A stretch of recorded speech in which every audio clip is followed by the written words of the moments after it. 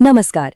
कभी सोचा है कि हजारों मील दूर मिडिल ईस्ट में हो रही कोई लड़ाई यहाँ इंडिया में पेट्रोल के दाम कैसे बढ़ा सकती है, या इसका असर हमारी आपकी नौकरी पर कैसे पड़ सकता है? सुनने में थोड़ा अजीब लगता है ना?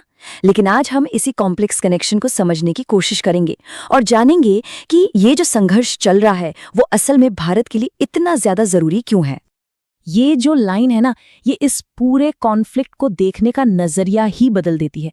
देखिए, ये सिर्फ दो देशों की सेनाओं के बीच की लड़ाई नहीं है, बिल्कुल नहीं। ये तो एक कोशिश है पूरे रीजन के, मतलब पूरे मिडिल ईस्ट के भविष्य को एक नया आकार देने की। तो फिर पावर के इस असली खेल में कौन कौन से खिलाड़ी हैं, और सबसे बड़ा सवाल, इस शतरंज की बिसात पर भारत आखिर कहाँ खड़ा है? चलिए इसी को समझते हैं। तो इस पूरी उलझी हुई गुत्थी को सुलझाने के लिए हम इसे 4 हिस्सों में देखेंगे। सबसे पहले तो यही जानेंगे कि ये सिर्फ एक लड़ाई से कहीं ज्यादा क्यों है।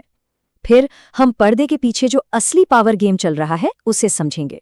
इसके बाद देखेंगे कि इसका सीधा सीधा असर भारत पर कैसे और कहां पड़ रहा है। और आखिर में थोड़ा आगे देखने की कोशिश करेंगे कि अब आगे क्या हो सकता है। चलिए तो शुरू करते हैं पहले पॉइंट से और थोड़ा सा सतह के नीचे जाके देखते हैं, क्योंकि अक्सर हम जो न्यूज़ में देखते हैं वो तो कहानी का बस एक छोटा सा हिस्सा होता है।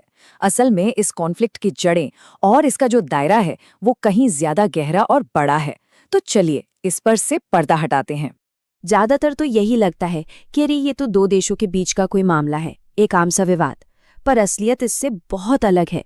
सच तो ये है कि ये एक बहुत बड़ी शतरंज की बिसात है, एक ग्रैंड चेस बोर्ड जिस पर ईरान, सऊदी अरब, इजराइल और सिर्फ यही नहीं बल्कि अमेरिका और रूस जैसे बड़े खिलाड़ी भी अपने अपने मोहरे चल रहे हैं।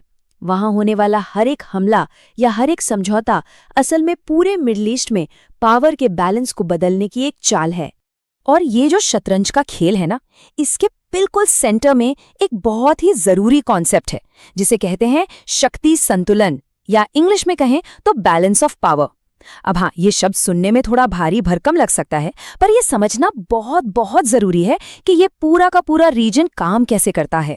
शक्ति संतुलन का अगर बिल्कुल सीधा साधा मतलब निकाले तो ये है कि कोई भी एक देश इलाके का दादा न बन पाए। बस जरा सोचिए, अगर कोई एक कंट्री इतनी पावरफुल हो जाए कि वो अपने सारे पड़ोसियों पर अपनी मनमर्जी चलाए तो क्या होगा?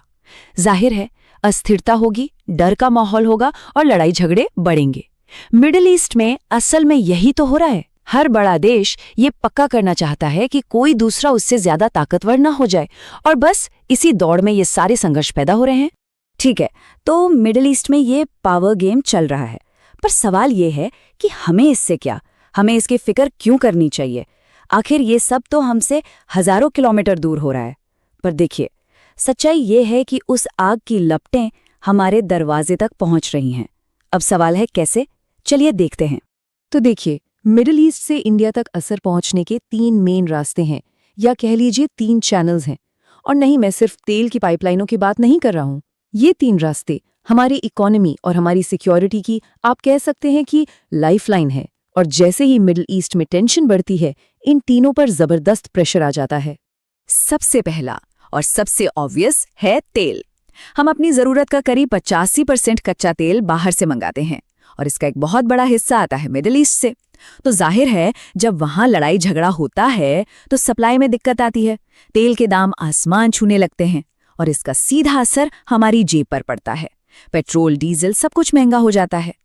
दूसरा है व्यापार, यानी ट्रेड। दुनिया के कुछ सबसे जरूरी समुद्री रास्ते जैसे कि स्वेज कैनाल और स्ट्रेट ऑफ हॉर्मोज इसी रीजन में हैं। अगर यहाँ कोई भी रुकावट आती है तो इसका सीधा मतलब है कि हमारे एक्सपोर्ट इंपोर्ट में देरी होगी और हमारे उद्योगों को नुकसान होगा। और तीसरा है ग्लोबल पॉलिटिक्स। देखिए, भारत के इन सभी देशों के साथ अच्छे रिश्ते हैं।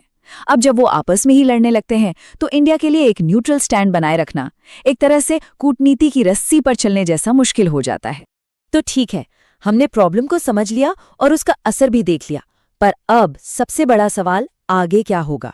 भविष्य में क्या हो सकता है और भारत के लिए आगे का रास्ता क्या है? देखिए, आज की दुनिया में ये सोचना ही गलत है कि कोई भी लड़ाई झगड़ा सिर्फ एक जगह तक सीमित रहता है। ऐसा नहीं होता। ये बिल्कुल वैसा ही है जैसे शांत तालाब में पत्थर फेंकना। उसकी लहरें दूर दूर तक जाती हैं, मिडिल ईस्ट में फेंका गया पत्थर, उसकी लहरें भारत के किनारों तक भी पहुंचती हैं और हमें उन लहरों का सामना करने के लिए हमेशा तैयार रहना होगा। और आखिर में ये सब हमें एक बहुत ही बड़े सवाल पर लाकर छोड़ देता है। वो ये कि जैसे जैसे दुनिया की बड़ी ताकतें अपनी चालें बदल रही हैं, नए नए ग्रुप्स बन रहे हैं, ऐसे में भारत इस बदलते हुए भू राजनीति के तूफानी समंदर में अपनी नाव को कैसे आगे बढ़ाएगा। और ये सिर्फ एक डिप्लोमैटिक सवाल नहीं है, ये भारत की आने वाली आर्थिक और राष्ट्रीय सुरक्षा का सवाल है। और इसका जवाब ही आने वाले दशकों में हमारे भविष्य की दिशा तय करेगा।